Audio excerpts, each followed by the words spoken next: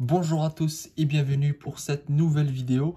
Aujourd'hui, nous allons voir comment calculer les moyennes arithmétiques dans le cas discret, dans le cas continu. Il y a aussi le cas simple qu'on va voir rapidement. Mais juste avant que la vidéo commence, je voulais vous dire et vous rappeler qu'il y a deux liens en description, deux liens de bons plans pour vous les étudiants.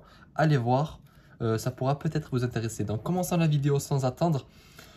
La moyenne arithmétique, elle se note x bar. Donc, du moment où vous voyez x bar, c'est qu'on parle de moyenne arithmétique. La moyenne arithmétique d'une série statistique est égale au rapport de la somme des observations par le nombre d'observations. C'est-à-dire qu'on fait l'addition de toutes les observations et on le divise par le nombre qu'il y en a. Dans le cas où ce n'est pas pondéré, c'est-à-dire où les valeurs ne se répètent pas, ça c'est la formule 1 sur n, somme des xi. La formule vous paraît compliquée, mais en fait c'est juste la somme des xi, c'est-à-dire, je vous montre directement l'exemple. On a une série de valeurs, on peut voir qu'il n'y a aucune valeur qui revient deux fois. Le 5, il y est une fois, le 8, il y est qu'une fois, le 4, il y est qu'une fois, le 3, il y est qu'une fois, et le 9, il est qu'une seule fois. Pour avoir la moyenne, on fait comment? On fait la somme de tous les nombres, donc 5 plus 8 plus 4 plus 3 plus 9, et on divise par le nombre de nombres qu'il y a. Donc 1, 2, 3, 4, 5, on divise par 5. On obtient 5,8. Donc la moyenne de cette série-là, c'est 5,8. Bon, ça c'est le cas simple, et pour vous dire la vérité, c'est très rare qu'on ait ce cas-là à étudier. Souvent, on est plus dans ce terme-là, et donc on nous dit, dans le cas où les observations se répètent, ou dans le cas où les données sont regroupées en classe, alors on utilise une moyenne pondérée. La moyenne pondérée, c'est-à-dire qu'on va multiplier, en fait, juste par le nombre de fois qu'il y a le même nombre. Tout simplement. Donc c'est la même formule, juste que là, on rajoute le NI. Vous pouvez voir, vous pouvez comparer. Le seul truc qui change, c'est le NI qui vient devant le XI. C'est-à-dire qu'on multiplie le XI par le nombre de fois où il est présent. Je vous montre un exemple directement. Mais avant tout, il faut que je vous rappelle qu'il y a deux cas possibles. Comme d'habitude, depuis le début du chapitre, il y a deux cas possibles. Le cas d'une variable discrète et le cas d'une variable continue. Donc, on va directement voir le cas d'une variable discrète. Lorsqu'une variable est discrète, donc on a un tableau statistique et on crée une troisième colonne. Donc, on aura au début, dans l'énoncé, on a ces deux colonnes-là. Ou bien vous le construisez, on construit le tableau. Et en tout cas, il faut créer la colonne NIXI. Alors, qu'est-ce que ça veut dire? Ça veut dire, en fait, la colonne NIXI, ça signifie quoi? Ça signifie que, en fait, c'est NI fois le XI qui lui correspond. Donc, ça fois ça, ça fois ça, ça fois ça, ça fois ça. Et à chaque fois, on met le résultat en face. Donc, comment on fait? Pour cette colonne-là, on fait 22 fois 0, 0. 18 fois 1, pardon, 18. 30 fois 2, 60. 5 fois 3, 15. 15 fois 4, 60. 5 fois 5, 25. 5 fois 6, 30. Puis, vous faites la somme de tout ça. Donc, c'est 18 plus 60 plus 15 plus 60 plus 25 plus 30. Ça fait 208. Et là, en fait, dès que vous arrivez à cette étape-là, déjà, vous avez presque la réponse. Mais il faut juste la mettre en forme. C'est-à-dire qu'il faut rappeler la formule. Vous avez deux possibilités, soit mettre celle-là, soit mettre celle-là. Qu'est-ce qui change? Tout simplement le 1 sur n. Soit vous le mettez devant, comme ça, moi, il ne vous dérange pas, vous le mettez 1 sur n, et comme ça, vous dites que c'est la somme des NIXI allant de i égale 1 à i égale n. Donc, dans notre cas, c'est 6. Donc, ça veut dire que c'est ça, plus ça, plus ça, plus ça, plus ça, plus ça, plus ça, plus ça. Donc, ça fait tout ça. 208 fois 1 sur n. Donc, fois 1 sur 100. Mais en fait, ça revient à faire la même chose que de faire ça divisé par 100. C'est pour ça qu'on met cette formule-là.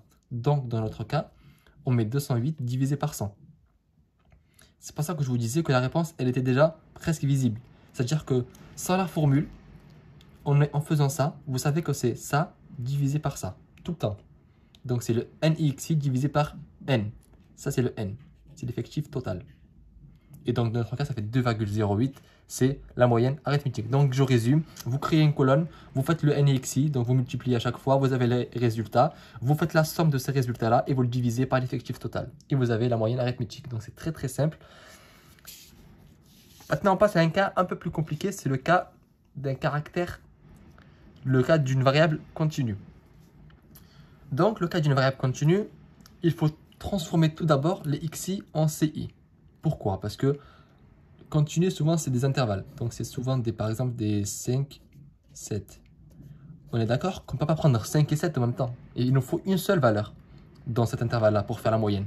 Sinon, on ne peut pas s'en sortir. Donc, CI, ça veut dire quoi? Ça veut dire centre de classe. En fait, ça veut dire que c'est le centre de ça. Et comment on l'obtient?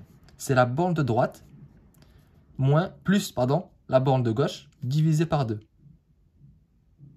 Donc, dans notre cas, par exemple, on a cet intervalle-là et on veut connaître le centre de classe. On fait 10 plus 5 divisé par 2.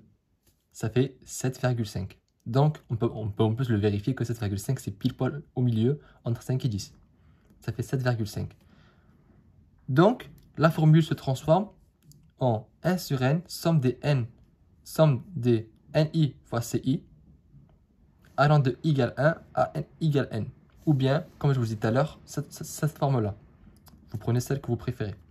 Donc, on va directement voir un exemple pour voir de quoi on parle.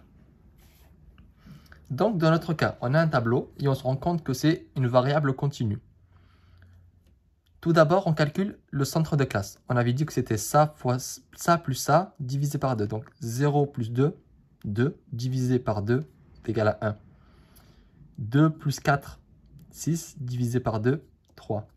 4 plus 6, 10 divisé par 2, 5. 6 plus 8, 14 divisé par 2, 7.